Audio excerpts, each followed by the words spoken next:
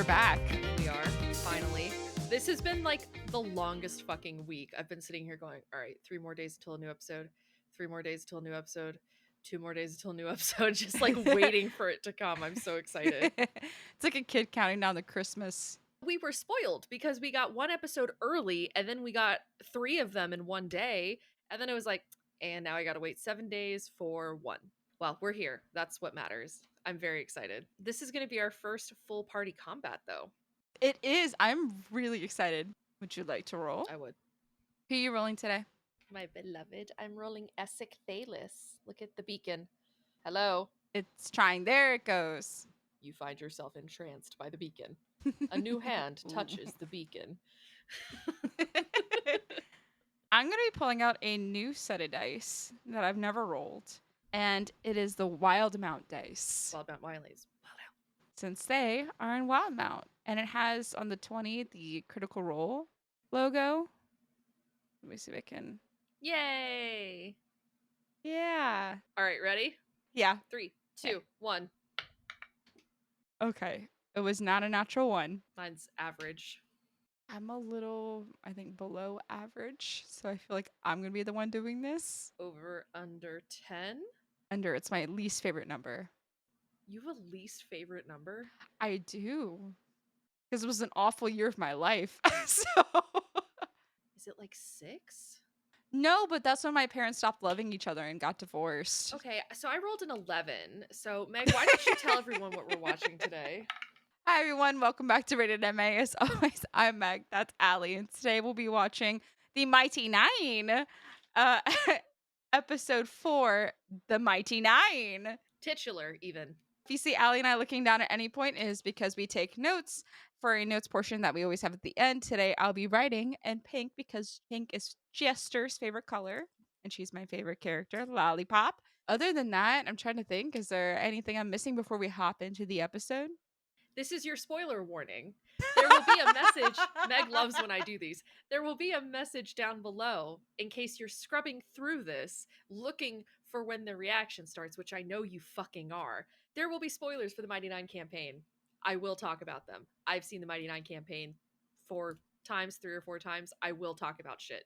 If you don't want spoilers, don't watch this. And if you want to watch the unedited reaction, you can head over to our Patreon. The link is in the video description of this video, and it's also in our channel description as well. Or you can subscribe to our PG-13 tier and get all of our unedited reactions for this entire series. Other than that, I think we're all set. Yes. You ready to hop in? Yes, so ready. What are you doing in that tent? I told you, officer. Okay, here we go. This is the teaser. Count these pythons. You guys, this is just like a true crime novel. 2 hot-headed dicks cranking up the pressure on the perp until she breaks. Ooh, you should have used the bed cup. Take this seriously. Ask me how many times I watched the teaser. Profiling, you racist assholes! That's right, she's still drunk. The goblin and the hobo? No fucking way, I work alone. I swear, their bodies changed. I love the touch of the light changing and where the shadows are to show who's getting interviewed when, what time of day it is. That's so smart. It is really smart. I love this. Make sure I'm not hiding So Nat was probably anything. interviewed towards Shut last. Yeah. We didn't Yeah. find any And Caleb and Ford were first because they have the most light. Einer von uns ist ein Teil einer Gang. Oh yeah, we are called the Sensual 7. There's only 6 of you. Don't Forget forget the the Traveler. Oh, it actually did the title card. To the piss bucket. Get cozy. Nein, not the necklace. I need it. Oh, he... What? No. What's it do? More of your vile sorcery. Thought so. Oh, that's not good. Please, Not the please flask. spare me, the goblin girl. I'm so Oh, God, he looks... Yeah. She looks You crazy. want your... She's so scary like that. Oh. Oh, Too she's gonna bad, fucking kill goblin that guy. scum. The Sword of Fathoms was in there. You know what, though? Ford can summon that sword back to his hand, though. It's not actually locked away. Nice. Ooh. pig! Hear me, shitbird! When I get out, I'm gonna wear your face as a diaper! Oh, okay, take Oh my God. Accident. Oh, an accident? Like you two swiping my horse and my pearl? Yeah, you dumbass fucking thieves, you belong in here. And you shitheads are interfering with an important mission! All right. She means no offense. Huh. Yeah, real funny.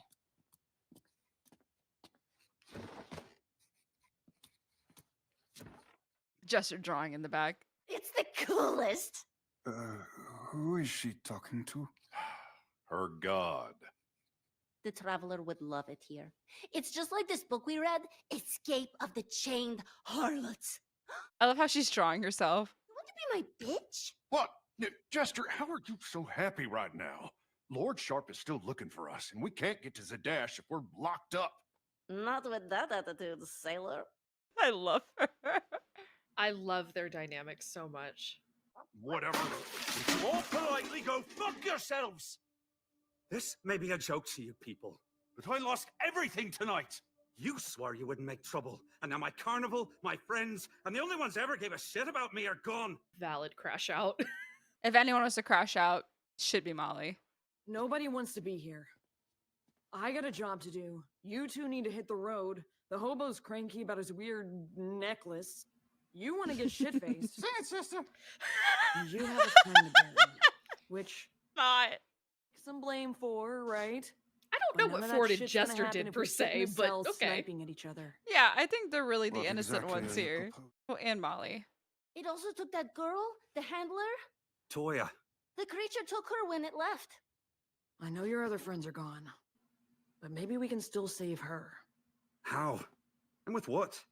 The I guards like that have our Molly's got weapons. a mullet. It's really hot. And I'm not into mullets. All of the guys have great hairstyles. Me too. I will say the sword is my favorite. the sword! Yes! Like a flood unleashed in their mind.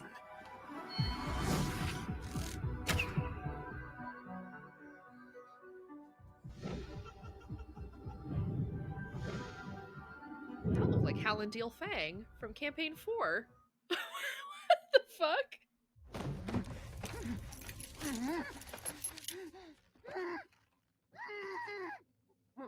I think that's Liam doing that voice. Surely you didn't think we would just study together? Yeah, Essek, look what you got yourself into, honey.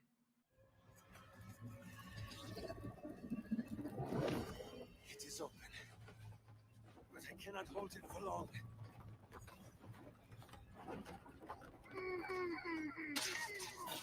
Oh, we're just doing human sacrifices now? Ayet Taurin. Aubas. Yaukan Tesfoldan. Oh, that's fucked. Holy shit. Almost. No.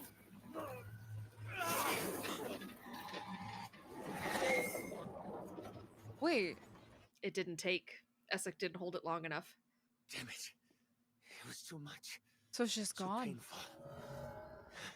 Essek can heal himself? Edward. Wait a minute. Hello? Another? Already? But we just killed a man for nothing. Shouldn't we first Fetch some tea.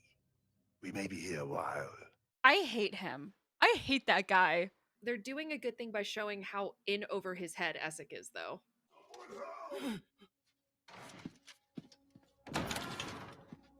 Stay back.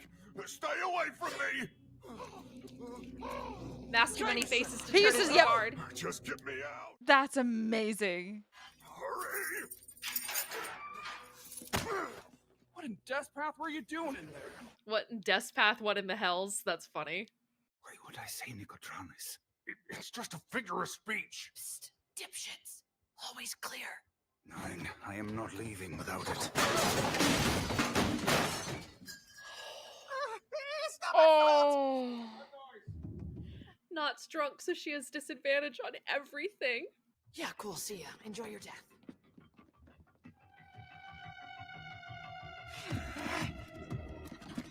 Wow, Caleb leaving behind the amulet? That's cray. It should be back. Here. Well, he sure as shit ain't a navigator. Lisa, you have a plan? Whether you think you can or you can't. Either way, you're right. What? He's listening to Vandrin. Oh no, he's gonna. Whoa! Why are they nerfing my man's cool moments? Great! Wasn't it great? No, tell him it was great. We are going to die! Okay, I will help. But only a little, Ford, okay?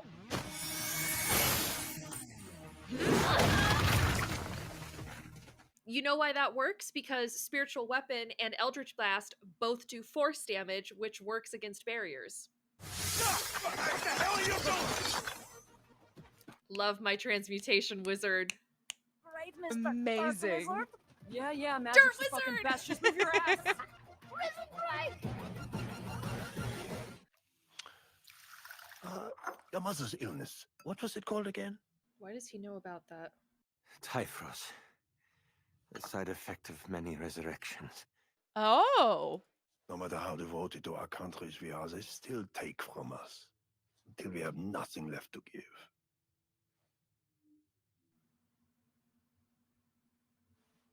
I suppose I could teach you to open it. No.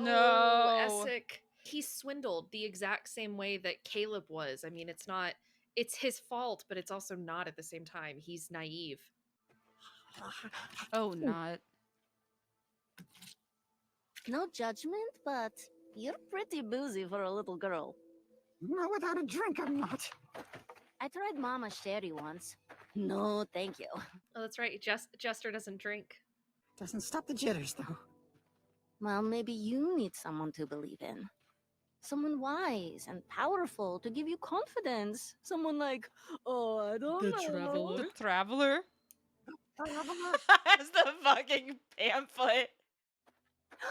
Oh, maybe if I make him jealous, he'll show himself to you. Like if we become best friends, or if Ford and I make out. He'll show up like, you see not? I am super rich.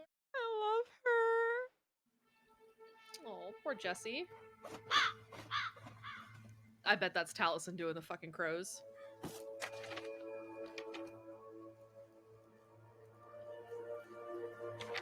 God, I can't believe they brought Molly back here. It's like, hey, remember where your whole friends and family were murdered? Let's just go back there for a bit. I can't even imagine. Okay, Oh. suits up though. I love it. Yes. Hot. I learned it. Learned? What, like at a school? Yeah. Really? Hey, so, have you heard of the Soltris Academy? It's the first time it's been name dropped.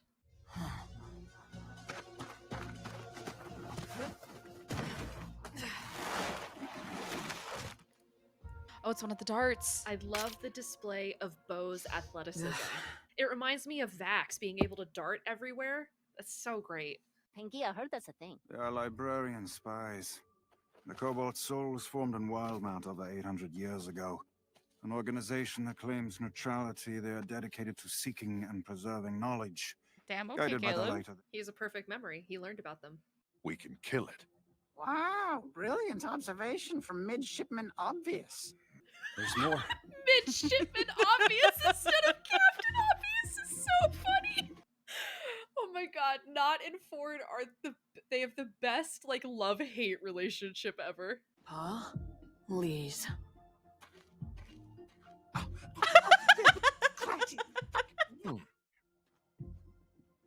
I wonder.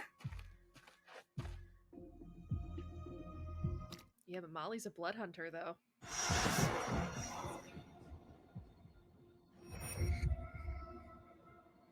There. The beast went that way.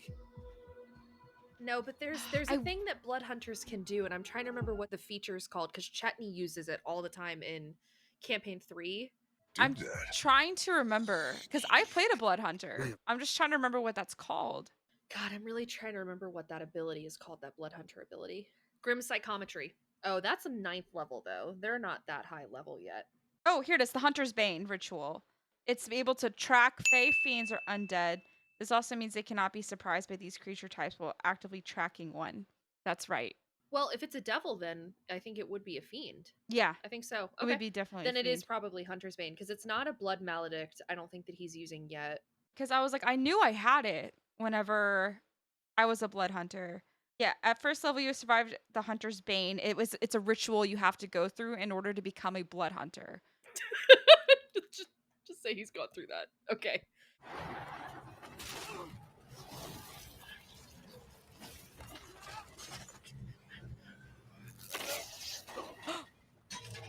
Oh my god. Astrid and Wolf landed on their feet, and Essek hit the floor like a sack of potatoes. Man with the soul to help save my mother's life. Not this. This is no religious relic. It's not even a tool for reincarnation. Essek is immediately regretting this. Finally, my feet are literally about to die. No stopping. We've got shit to do. Ugh. Look, I get the whole lone wolf thing, but a softer touch goes a long way. Suck my dick. Well, that's very Bo. It'll kill us first. What? Captain Coward. Oh, listen Captain to the Coward! fucking- Look.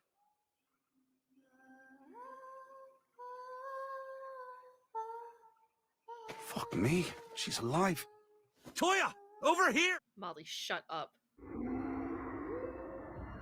I don't think she's alive. Did they kill her in the show? Maybe. She could just be possessed too. Here we go. Carefully. Ooh, Bo gets a staff. Fuck yeah. Team up, baby.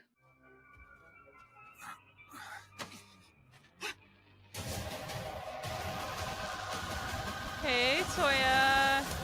I don't think I'm out. He's so real for that. I don't think Toya's in there anymore. You want to come with us? Is that a doll? She has to just be possessed, right? Please, it's not safe here. Nowhere is safe. Oh yeah, she's possessed. Toya, come with me. Why am I'm scared now? I didn't like that. Oh. Wait. You heard it. You might hurt the child. We do not think that is a child. Not anymore. What if you're wrong? I already killed Gustav. If we don't end this, it was all for nothing. Yeah! That would be Molly to run into a fight, guns blazing. Help me! Damn it!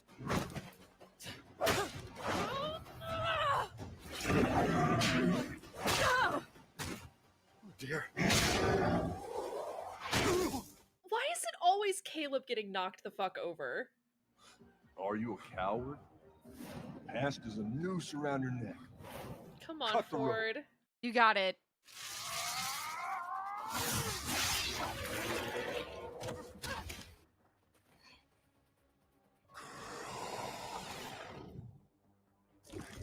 Holy shit. That was so cool. That was awesome. I didn't love the eyes that time around.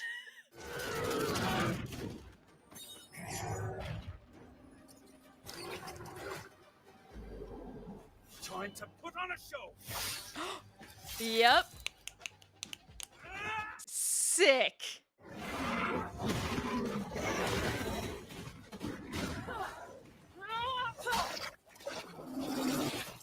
Pop, pop. I wore the right shirt! Let's go, baby. Let's go, baby. Caleb. One of these days he'll get that spell to work. The cut off tongue hitting the. Cool. Cool shot.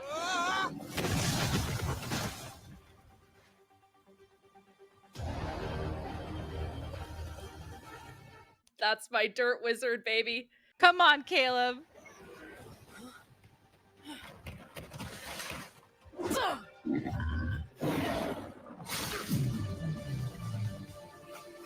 Teamwork makes the dream work, guys.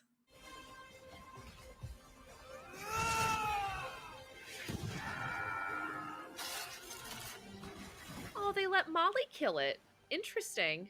I mean, it's the creature that ruined his life.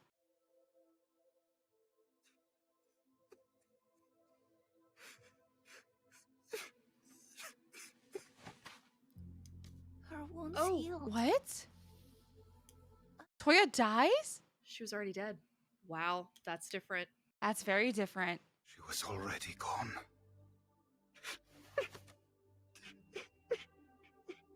That's crazy. Are they gonna bring back the head? Yeah, I mean they're supposed to. They're supposed to. Yeah, to prove that it was not them. Ew. Uh-oh, that's Oelia. Where do you think you're going?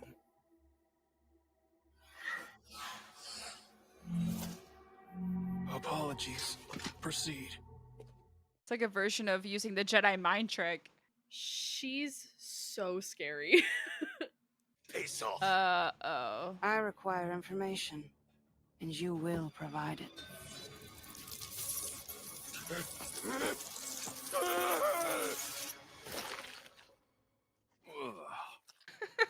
What am I hearing?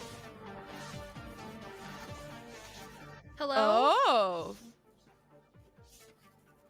Now what are you? Molly. Don't. Unless you are certain Don't what do- that is, it may be wise to leave it. Thank you, Caleb. Reality to another plane of existence. The creature must have been trying to go through it when we got here. Oh. I bet money on it. I'm not saying something. But it's the strangest thing. What is? My memory of the rift. It doesn't feel like mine. Ooh. Interesting. None of the books really prepare you for this. Nine. They do not.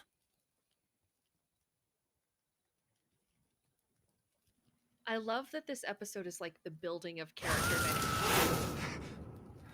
Oh. I'll shut my ass up. You know what? Fuck me.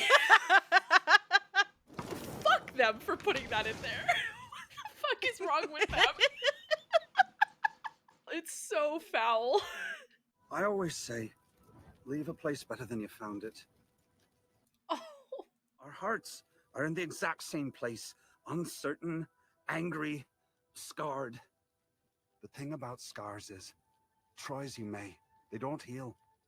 You can cover them up, but you always know they're there. Interesting they're showing Caleb for that.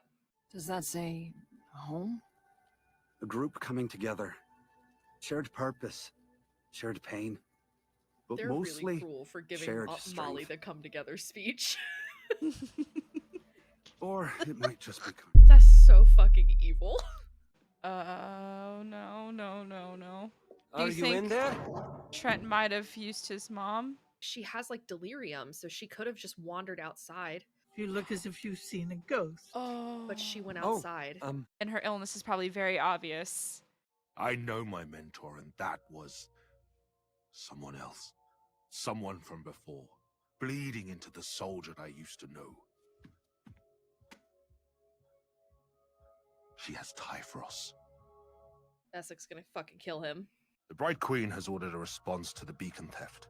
I deploy to the Empire in 48 hours.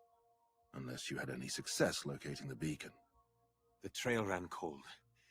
Why are you still defending him? Essex will be killed if they find out that he is responsible for it. Plead with her. Going to war without the beacon is madness. Try as you might. I mean, Essex got a brother who's a soldier, so I understand, but he still did it. That's the thing. That's the complexity of what Essex is doing, is that I think he's genuine in not wanting it to go to war, but he also understands that, like, it's the only course of action unless he takes it from Trent. But if he takes it from Trent, Trent's going to turn around and be like, well, my accomplice was Carnival Essex is Dalis calling. and his mother has Typhros, and then him and his mother will be killed. It's a double-edged sword. Yeah, he's in a lose-lose situation. Can't you use a bag or something? Yep, they have the head. I already regret saying this, but the card I drew last night, when you reverse it... The traveler. Whoa! I still Molly, have Molly, someone's looking out for Molly. you. It's interesting. In the campaign, though, Molly lies about what cards he pulls, so I'm interested if that's genuine or not. Just to make her feel a little bit better. Yes, because he did that. Oh, now see? That was a softer touch. Don't push it, fuckboy. Fuck boy! Boy!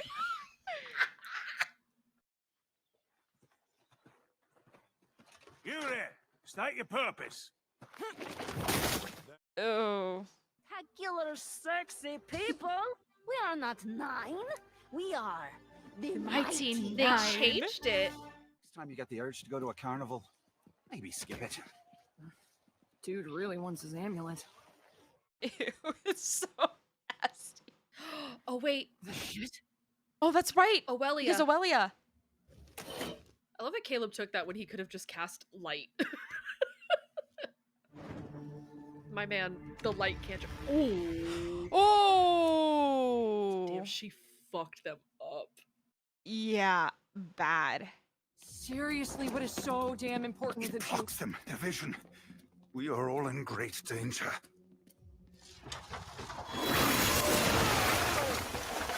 It's trapped? Do not end right there.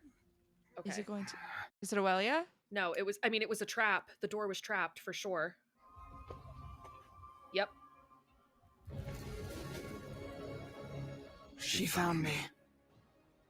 How fortunate. My journey has revealed more than I could have hoped. Fuck. Oh, Ich shit. wird so froh sein, dass ich dich gefunden habe. Megan, I can't wait a week. Megan, help. Megan. Listen, Amazon Prime, if you would just be so kind to just show us the next one. Everyone else doesn't need to watch it. I do, though, because you don't understand. Good timing, though, because, oh.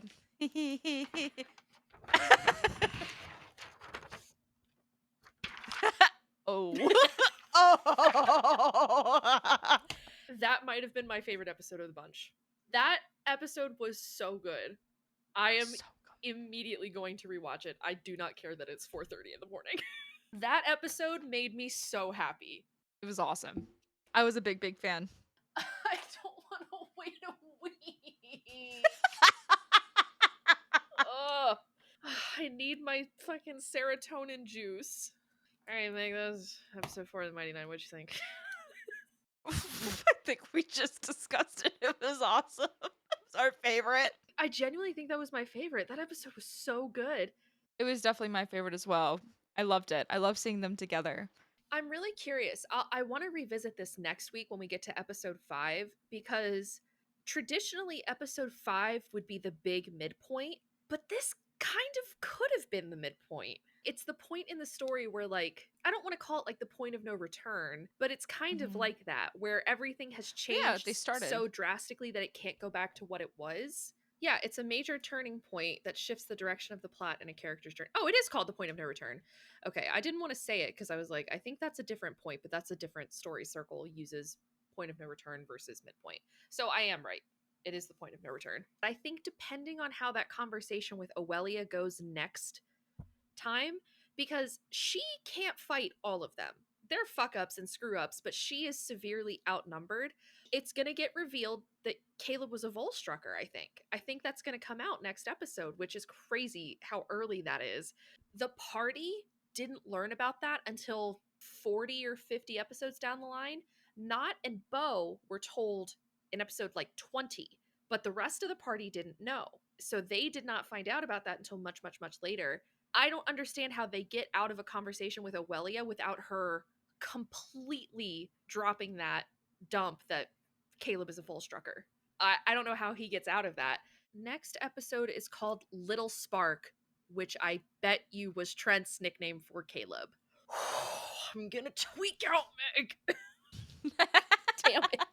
There were so many good homages to the main campaign, though. One of the things I found interesting, they changed the ending of that episode where Jester talks to the guard, because in the trailer, she said, but 6 and 9 go so well together. That's what she says in the trailer, but here she says, we are the Mighty Nein. I love that they put that back in there.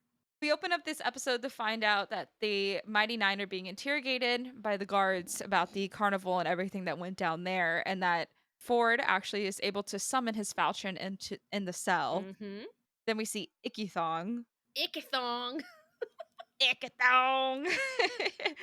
We hear that his Volstrucker soul was consumed by the beacon. Which is unusual to Essek because Essek believes, or maybe it was fair to say that Essek was told that only a consecuted soul can remain within the beacon, but that is not true.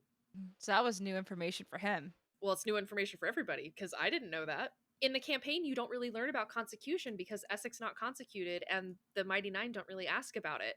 It's not really that big of a deal. Like, it's something they hear about and it's something of interest to Caleb that, like, this idea of, like, reincarnation exists because Caleb is very interested in time magic and he's interested in weaving time. So they talk about it, like, sparingly. I don't know of many Critical Role fans that are going to hear that and go, oh yeah, I knew that. I certainly didn't, and I've seen the Mighty Nein a fair few times, and trust, I've seen the scenes with Essek a fair few fucking times. My next note was human sacrifice? Question mark? I literally wrote the same fucking thing. Did you? Wait, where is it? Wait, I have to find it. Where? Oh, motherfucker, I just fucking read it. There's my human sacrifice? I literally wrote human sacrifice. I wrote the same goddamn thing. Oh man, even when we're 3,000 miles apart, we're sharing one fucking brain cell. So Essek tries to be able to use the beacon and tells Trent to guide the soul towards the beacon, and he did not hold it long enough because we saw that he was kind of starting to deteriorate a bit. Yes, the beacon is very powerful, and one thing to note about the beacons is that you cannot touch them barehanded. You'll notice that they have handles, and prolonged exposure to the beacon can be incredibly detrimental. So the fact that Essek was holding it for that long and he considered it open, meaning that it was activated in some way, the magic pouring out of it is so potent and so powerful that it was literally like disintegrating him. As far as we know, the audience and Essek, that beacon is the remains of a primordial god. So yeah, it probably is gonna disintegrate you, my dude. What did you fucking expect? Let Trent's stupid ass hold it for all I fucking care. Please, let it take him. No, please. Get him out of here. Please take Trent. Take him. Please take Trent. Ford was able to use the Mask of Many Faces to break out of prison. So good. It was so good. He disguised himself as a guard. Mm-hmm. Who was it? Caleb? He was holding Caleb like in a headlock. It was Caleb or Bo? It was Caleb. It was one of the two. It was, of course, it's Caleb. Well, it was Caleb because he needed to get Caleb out of the cell. Yes, that's right. It was brilliant. Absolutely brilliant. Well, that's exactly what I thought they were going to do, is they were going to like start calling for help and then the guards were going to come in. And in my head, I was trying to think of like, man, how are they actually going to get out of this?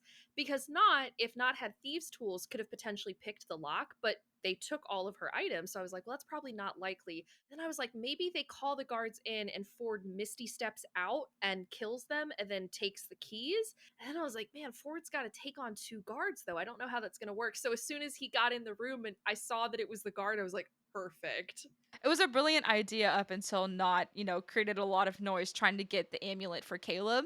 She's drunk. Had disadvantage. Yeah, she's drunk. She has disadvantage. As you can see, she broke the key. Yes, that's when you fail your thieves check or thieves tools check, you break your thieves tools. I really liked that detail, being able to see that. That was cool. We saw that throughout the episode that Ford is just getting roasted.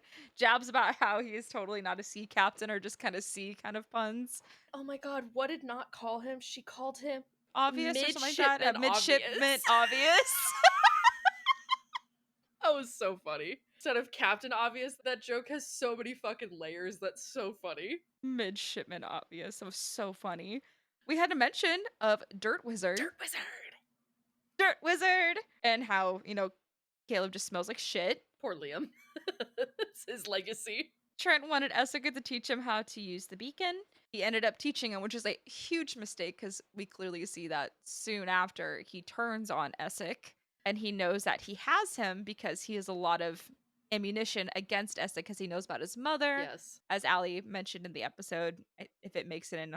Let me defend Essek real quick. Before all you fucking Essek haters get in my comments, I will defend that man with my life. That is my favorite war criminal, okay? The thing with Essek that you guys have to understand, I'm saying you guys as if this isn't an audience full of Critical Role fans who know exactly what the story is. My favorite thing about Essek is that he is someone who craves being seen as like an equal, right?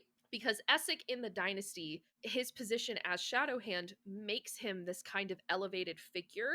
And Essek doesn't have any peers, not really. There are people below him and people above him, and that's really all he has. I mean, he has his mother who is ailing and like quite literally dying.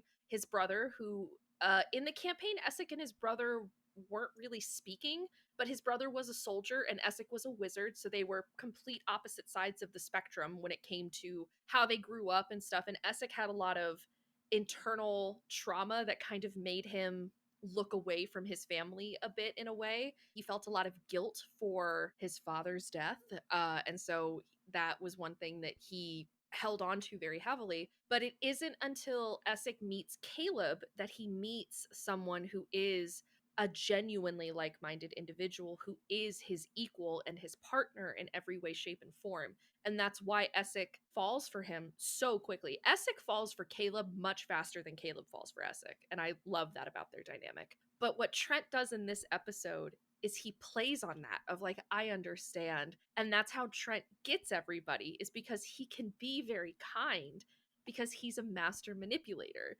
And so he tells Essek, you know, I understand.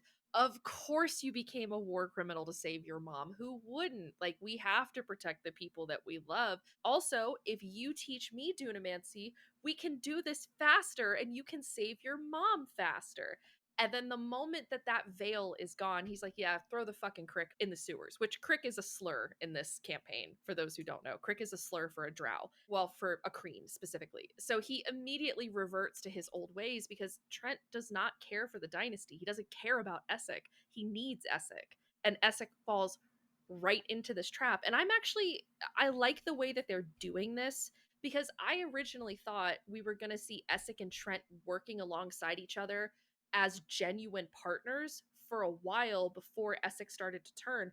They literally spent one episode together as partners, and then Essek was like, oh, you're kind of crazy. It was like, I gotta bail. But he can't. He's trapped. I like that there's already breakage within that relationship of Essek immediately realizing that he did the wrong thing. I think that's good. I think that sets him up for a really good redemption arc later down the line of like, I did these horrible things and I got myself in this horrible circumstance, and the Mighty Nein helps him claw his way out of it. It makes sense that like he regretted it immediately, but he still did it.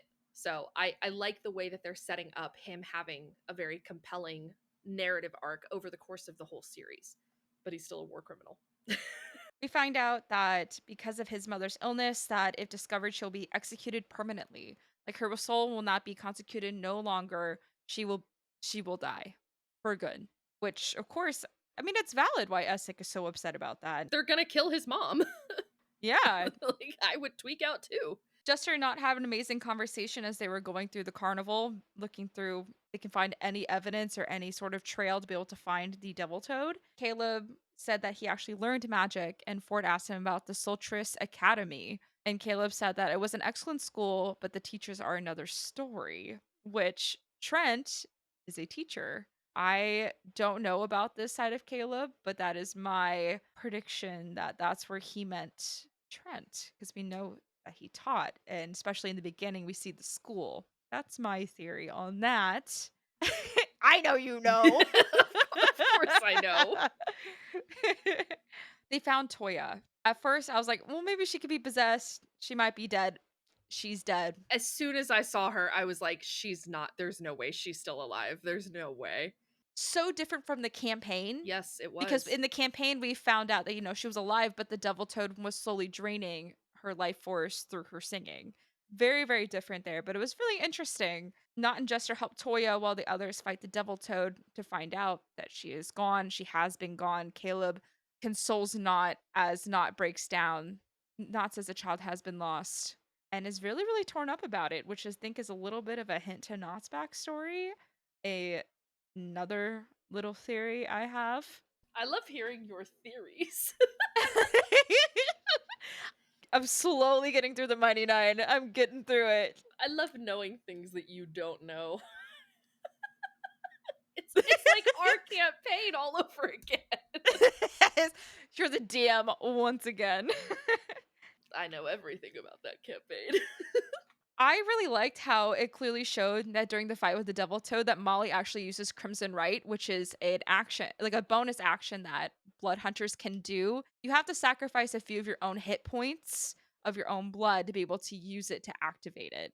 So I think that was really cool. It temporarily enhances your weapon until like a rest or your hands leave your weapon or anything like that. I think it's a really cool feature. Allows you to do extra damage, and his specifically was ice. I think Crimson Right's really cool. It's a great feature for blood hunters. After they killed the Devil Toad, they discovered that there was a rift, a tear in the reality. Yeah. The Devil Toad was trying to go through to get home. That was cool. It was really cool to be able to see that. When Molly was going up to that thing and he was going to touch it, I was like, what the fuck are you doing? Don't touch things you don't know. I thought he was having like a vision or something at first, and he was gonna like touch it and see like memories or something. And then Caleb was like, don't touch that. And I was like, oh no, like that's actually there. I was like, ugh. So theoretically, that would have been a rift to the hells. That would have been very interesting if that were have come to fruition. Molly said that he's seen one before, and it's a memory that does not feel like his. I don't know what that could possibly mean. Yeah, are you sure about that? You know what? Insight check. I'm rolling. Here, we'll do rollies for an insight check. Flat roll. Flat roll? That's right. Yeah. Were you trying to add your insight as your fucking D&D character? Kill yourself. I got a 15. 18. You see nothing.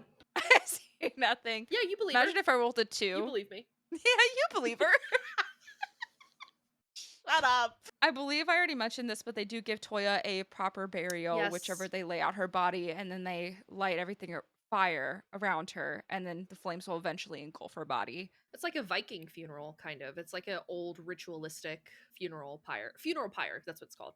It was neat. It was really sad, though, that she died. I was not expecting that. I was both surprised and wasn't. When they killed Gustav, I was like, it's a possibility that they'll kill Toya, because if it's the same concept of what I said with Gustav, right? Of like, they need to separate Molly from the circus. And if Molly still had people within the circus who had survived, what reason does he have to then leave the circus to go traveling with the Mighty Nein? But I mean, Not said it to him of like, all of your friends died, maybe we can save her. And Molly was like, all right. And then he went and they couldn't save her. Then he was able to latch on to the Nine as like, all right, this is my new group. Like, they had to give him a reason.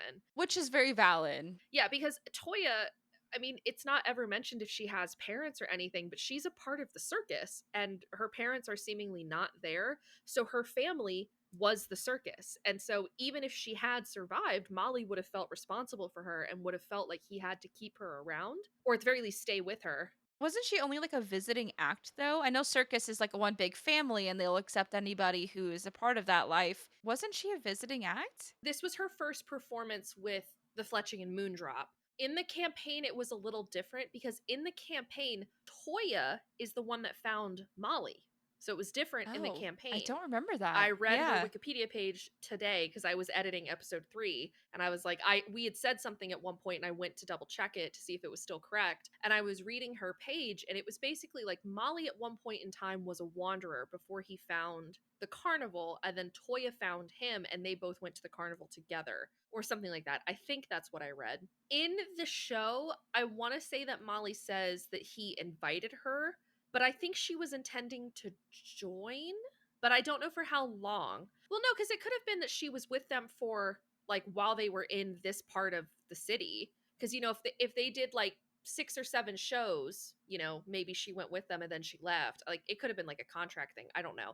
I'd have to rewatch episode 3, because Molly mentions it, but I don't remember what he says. Jester was upset that the Traveler didn't show up, and Molly showed her the home card that he pulled and reversed it, and it says the Traveler, and she was so happy about that. Like you said, that Molly tends to hide his cards or like lie about his cards a lot in the campaign.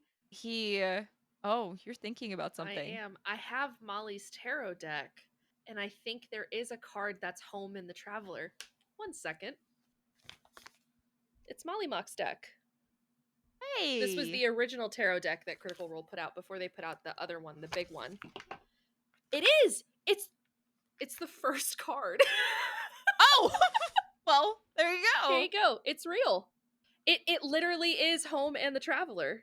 That's really cool. It's kind of crazy that it's on top, though. I'm not gonna lie to you, that's a little crazy. Yeah, that was a little weird. That was a little serendipitous. Mind y'all, I haven't opened this deck in months. I use other tarot cards normally, so anyway, continue, Meg. Caleb stresses that he needs his amulet once that he has an idea that Owelia was there whenever the guards were poisoned. Oh, and kind of backtracking a little bit, they did bring the Devil Toad's head into the city to be able to show the guards and everything, to be able to clear their names, which is the same as the campaign, but what was different is that all the guards were killed by Owelia. Uh-huh. And then Owelia finds Caleb and Bo and says to Caleb, Master will be so happy that I have found you. And that's where the episode ended. Gives me like the fucking heebie-jeebies. I don't want Trent ever thinking about my man like that. Okay, time for my notes, everybody. I would say they're going to be short, but they won't. At the very beginning, we had a mention of Zemnian. When Caleb is in the interrogation, he is speaking Zemnian, which is his native language. He comes from the Zemni fields. In the show, that is the first time that his language is named, so it felt worth mentioning. So Caleb speaks Zemnian. I made a note that he's not wearing his amulet, because that's a big fucking deal that he's not wearing it. I talked about this in episode 2. Caleb's necklace protects him from divination magic. Very specifically, it is the amulet of proof against detection and location, which means that someone, like Trent Ickathon, can't figure out where the fuck he is, but when he's not wearing it, he sure as shit can. Which is why Owelia showing up at the end scared him so bad, because he's like, I took it off for a day, and they found me. And not only they find him, they're there. So I understand Caleb's panic. I made a note about Ford versus Not, because there was this super contentious relationship between Ford and Not in the campaign, where they had like a very love-hate relationship, and it was mostly just for show because Sam and Travis were working so closely together. Travis Willingham is the CEO of Critical Role, and Sam is one of their main producers for a lot of the stuff that they do. So he does a lot of voice directing, he does a lot of casting, and when it came time to do the animated shows, the two of them worked very, very, very closely together. Travis once said in an interview that he sees Sam more than he sees anybody, including Laura sometimes, because they're on meetings or they're, going places. They went to Korea together.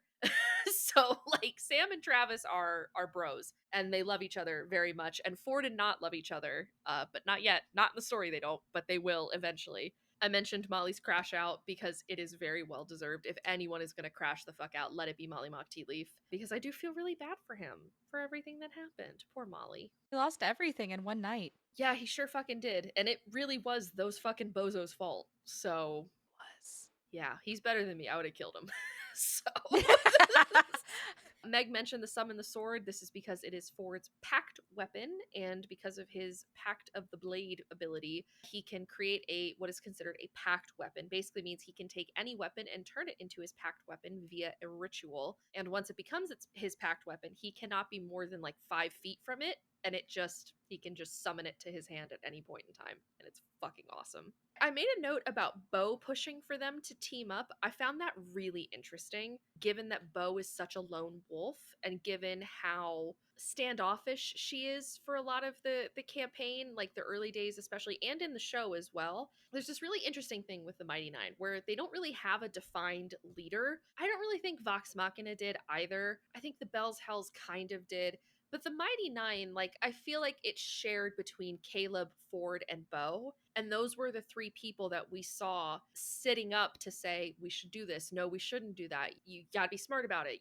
Discussing the plans that they were going to take. Normally, it was Ford or Caleb who stepped up, because Ford is high charisma and Caleb is high intelligence. Those were the 2 characters that were at the front of the group a lot of the time when it came to plans or decision making. But Bo is also a very intelligent character, so it makes sense for her to do that. But given the way that the show has played her out as like, she doesn't work with other people, she does everything by herself, she thinks she's better than everybody when it comes to doing these types of things, it is interesting that she's the one that's like, look, we're all here for the same fucking thing, we might as well work together. I liked that. I like that version of Bo. We heard Essek talking about Consecution. I talked about Consecution in the very first episode, but now for everyone who did not have me to bark their ear off for 45 minutes about Consecution, you all know what it is now too. I know it very well. Yes, you should know it super well. And Essek also talked about the anamnesis process, but he didn't name it. So I'm wondering if we'll get a name for that at some point. because the anamnesis process, if I remember correctly, is the process in which the memories begin returning, but there's a ritual that you can go through to help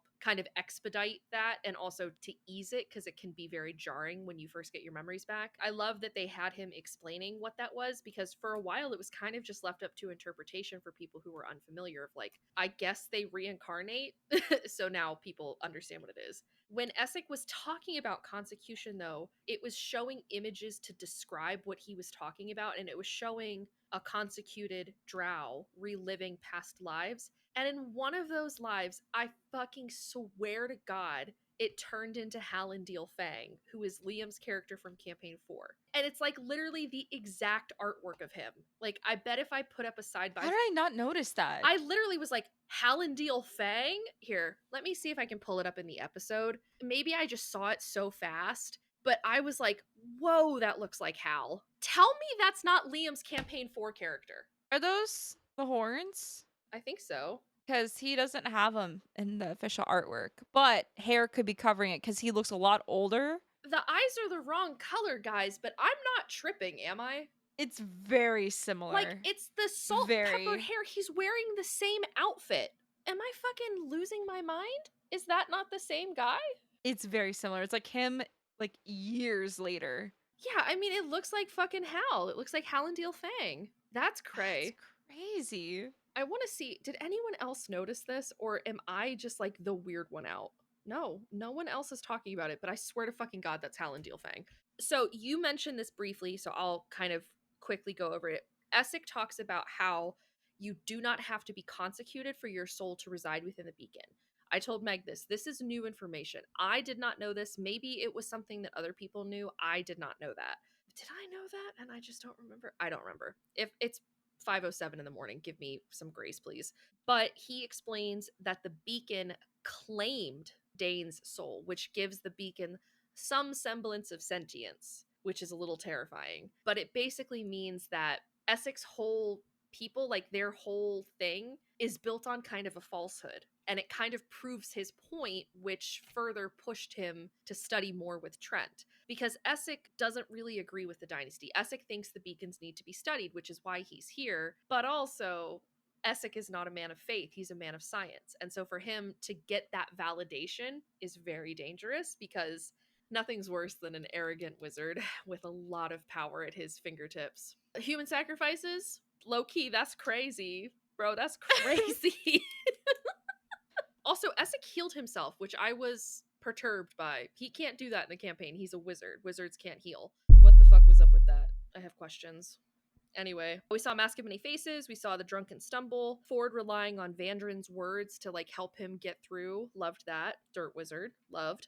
Oh, I said this in the episode, but we see Ford use Eldritch Blast and we see Jester use the spiritual weapon to break out of the prison, because both of those weapons do force damage, which force damage is very good against structures and objects, so it makes sense why that would be useful to get out of a building. That's also a Baldur's Gate 3 thing for anyone who plays Baldur's Gate 3. Ikathon basically manipulated Essek into teaching him Dunamancy, and one thing that was very unsettling is the fact that he knows about Essek's mother's illness, because Essek likely told him, this is why I'm doing what I'm doing, and that was a mistake on Essek's part.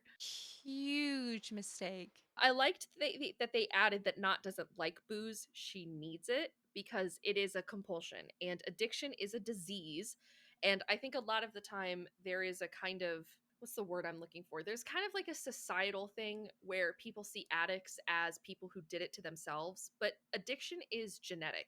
If you have someone in your family who has a history of addiction, the likeliness of you having an addiction is also much higher. And it's not always the person's fault. Like, it literally is a disease. For Nott to go through this and have a disease that is affecting her so epically, it's nice that they're not trying to lean into it of just like, ah, haha, she's a silly alcoholic. Like, they're giving weight to it, which is how it should be handled. Because it is a very serious affliction, and, you know, millions of people suffer from it all the time. I loved the moment of Jester telling Nott that she's beautiful, because that is so Jester, and she's 100% honest about it. Jester does think that Nott is beautiful in the same way that she thinks that Caleb is smelly, but Caleb is also beautiful. I love that dynamic, that Jester is so pure of heart. I mean, that's the reason that everyone falls in love with her, right? Is that she's just like the sweetest little thing on the planet. I also love that they're setting up her having this kind of insecurity with the Traveler. I think actually what they're going to do is have a reveal at the end of the season, because we mentioned this in another episode of like, I bet that we won't see the Traveler till the end of the show, right? Which I still think is true, but I think we won't see the Traveler till the end of the show because Jester has to have a crisis of faith of like, has he abandoned me? Because I think that's going to be one of her Dark Night of the Soul moments, is we get to episode 6 or 7 and the Traveler hasn't shown up in a week or two, and where does she go from here now? And then he finally shows up at some point, or she realizes she doesn't need him as much, and it kind of changes their dynamic a little bit. That's kind of what I think they're leaning towards. We'll see what happens, of course, but I loved it. I am so happy that they kept in the conversation with Ford and Caleb talking about the Solstice Academy. That happened in the campaign, although it was a little bit different. Ford and Caleb had a really interesting relationship at the beginning of the campaign, which was Caleb was lying about everything, and Ford was blisteringly truthful about a lot of stuff and revealed a lot of stuff early on about like, oh yeah, I'm here because I want to study magic. And Caleb was like, okay. There's an added layer to that, which is that Caleb was very attracted to Ford in the early days of the campaign as well. He found Ford very attractive, especially when he stepped in and became kind of like the face of the group. Ford was the face and Caleb was the brains of the group. That's kind of how they operated, and it worked very well for them. But also there's this kind of student mentor dynamic where Ford really wanted to learn magic, and here's this wonderful arcane practitioner who's very well learned, and Caleb was like, I can't teach you anything because it's a different type of magic. But then there's also this bonus of Ford really wants to go to Solstice, and Caleb's like, been there, done that, buddy, not worth it, but Caleb never tells him. It doesn't come out until later where he convinces Ford of like, yeah, don't do that. So I love that they kept that in. Also, I just like looking at them, so You're so real for that. I like when they're on screen together. We saw Molly using his Blood Hunter abilities, his Blood Maledicts. I thought at first it was Grim Psychometry, but Grim Psychometry is a higher level. It's a higher level feature, and Molly doesn't make it that high level, so he never gets that. But Chetney does in Campaign 3. Essek trains Trent in how to use Dunamancy. Bad. We saw a little bit of a different side to Not that I think will surprise a lot of people who are not familiar with the campaign, which is this kind of motherly side to Not, of her really wanting to free Toya, of being like, she's just a kid. Like, we have to do what we can to help her. We had a really cool moment. It was very quick because it was in the middle of the combat where Ford used Ukatoa's power and heard Ukatoa's voice. And when it cut back to him, his eyes had like dark veins crawling down his cheeks. And I was like, oh, wasn't expecting that. It was kind of hot. It was cool. The moment I've been waiting for. Pop, pop, motherfucker. Pop, pop. I was hoping she'd get to say that at least once. When I realized that this episode was going to be the fight in the swamp, I was like, I have to wear the fucking bow shirt. I have to wear the bow shirt, which is, this is one of my favorite Critical Role shirts that I own. Interestingly, in this, Molly is the one that kills the Devil Toad. In the actual campaign, it was Ford who killed it. So it's interesting that it was Molly, but I understand why it was, because this was Molly's kill. Absolutely. This creature killed all of his friends and family. It should have been Molly. I think that was 100% the right call. Owelia fucked up the guards. We saw the rift. We talked about that. Molly knows about that rift. Somehow. Mysterious, isn't it? Intriguing, even. Wonder what that could be about. So weird how he said the memory doesn't feel like his. Whose memory does it feel like, Molly? We also saw Bo and Caleb have like a genuine conversation where there's no insults. They're not really lying to each other. They're just talking. I wrote down Empire Kids because that was their nickname in the campaign, because they're the only two characters from the Empire. Everyone else is from Jorhas. There's a conversation that comes up, which I was really happy to hear because it comes up in the campaign too, where Bo asks Caleb if he's ever been to a Cobalt Soul library. And Caleb says, no, you'll have to take me. And that is actually a bargain that they make. Caleb agrees to help Bo on the constraint that Bo takes him to the archives. And they actually go. Yeah. Yeah, I remember you mentioning that when we were watching Vox, whenever there was a mention of the Cobalt Soul. Well, because season 4 is going to be the Cobalt Soul archives, which is going to be cool. Bo and Caleb actually will end up going there eventually, so I like that they threaded that in. Caleb's PTSD flashback was fucked. I literally was mid-sentence when that came on screen and was like, just like stunned me. We had a quote from Molly, which is so important, which is, I always try to leave a place better than I found it. That is a pillar within Mighty Nein, because after Molly's untimely demise, that is something that the Mighty Nein often say to themselves. Molly's death is like a catalyst for them in a lot of ways. It jumpstarts them on a better path, so to speak. But I remember very specifically, Caleb says it a few times, where there's once he's talking to Essek after it's been revealed that Essek's a traitor, and he tells Essek, you know, basically tells him, like, I was bad too, like, I did bad things and I wasn't proud of myself, and then I met someone who told me, leave the world better than I found it. And it's this really big, like, emotional moment of the repetition of Molly's words. And if you look at Taliesin at the table, Taliesin is like, because he knows that Molly said that. And so that saying becomes a cornerstone of the Mighty Nein. And so, of course, it had to be included, but it's man, that scene's gonna hurt in about 2 seasons when it comes back up in a flashback when they remember Molly. That's gonna suck. That's gonna hurt in a couple years. But also, there was this mention, Molly said something about, like, you know, scars don't heal, but you can cover them up. And it cut to Caleb because, spoiler alert, Caleb's got some pretty big fucking scars, both physical and mental. As we saw in the flashbacks, a little hint about that. A little hint about that, and he is physically and mentally covering them up. Then went to the Dynasty, where we saw Dyrta Thalis was out and about, much to Essek's major dismay. She was out with Virat, and Virat knew her well enough to recognize that she was not herself. He recognizes the signs of Typhros, and I said it in the episode, and I'll say it again. Essek is going to kill him because he knows. Essek can't let him live knowing that he knows about his mother. There's no way. He does genuinely like Virat, but not enough to protect him or keep him alive in this regard. So I'll be curious to see what happens with that, but I'm pretty sure that Essek is going to kill him or let him be killed in some way. We also saw Molly pulled the Traveler, which we talked about already. We got the Mighty Nein name, and then we saw a trapped door and Oelia with Caleb's amulet. With Oelia, though, I thought we were going to see her all the way through the season, and I don't really know how she survives the next episode. Like, I think the Nine will kill her.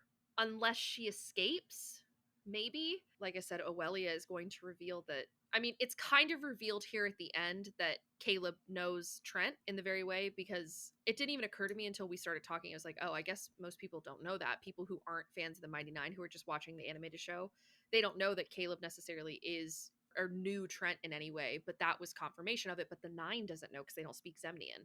I don't know. We'll see how it goes, but I am very curious to see how this plays out. But this episode was fucking awesome. It was great. It was awesome. Loved this episode so much. Definitely my favorite so far. I think I said this at the beginning of our notes portion, but I think one thing that really stands out to me is that the building of all of them as friends, that really hits. It really doesn't. I like to see how the dynamics are building, because they put us in a really good place of, like, it's only been 4 episodes, but we can see where the allegiances are. Molly is a lone figure and Bo is a lone figure, but Caleb and Knot are partnered up, and then so are Jester and Ford, and we can see that very clearly. But we can also see Jester beginning to form dynamics with Knot, and Bo beginning to form dynamics with Caleb. Caleb spewing all of that information about the Cobalt Soul, and Bo being like, yeah, there's more to you than meets the eye. And the beginnings of those bonds being formed, even Ford and Caleb to an extent, of them being like, hey, I want to learn about magic, tell me about magic. And Caleb being like, I'm too old for this shit. Basically, kind of, you know, this crotchety old man. It's so nice to see it. I'm so excited to see how it plays out. I'm sad that there's only 4 episodes left, but they packed so much shit into the first 4 episodes. I can only imagine what's going to happen by the end. Very excited to see where we go from here. Me too. So that's the end of my notes. All right. You ready to wrap up? I think so. Yeah. Well, thank you guys so much for hanging out with us. As always, you can check Meg and I out on Patreon. We are posting our unedited reactions from here on out. They cost you $3, or you can buy our subscription to the PG-13 tier, which is $3. And you'll get all of our unedited reactions, or you can buy specific episodes if there's certain episodes that you really liked or certain episodes that you really wanted to see the unedited reactions for. You can check us out on Patreon. Like I said, the link is in the description of this video, but it's also in our channel description as well. We also have something called the Cutting Room Floor on Patreon, which is for our $5 and $7 tiers, which is the TVMA and the explicit tier. Those very specifically are the bits that got cut out of these videos that did not make it into the final edits. Normally, it's Meg and I going off on a bajillion tangents or making inappropriate jokes that don't fit on the YouTube channel, or us talking about things in our real life. If you're ever interested in anything like that, you can check those out as well. And that collection is now available. If you would like to buy the Cutting Room Floor, you can buy it for $5 on our Patreon, and you can see all 25 fucking episodes that we've made at this point. Crazy. I know, it's so many. And you can check those out on our Patreon. But apart from that, Meg and I are gonna sign off here for the night. Super fucking excited to see where this goes. We'll catch you guys in the next one. Bye. Bye.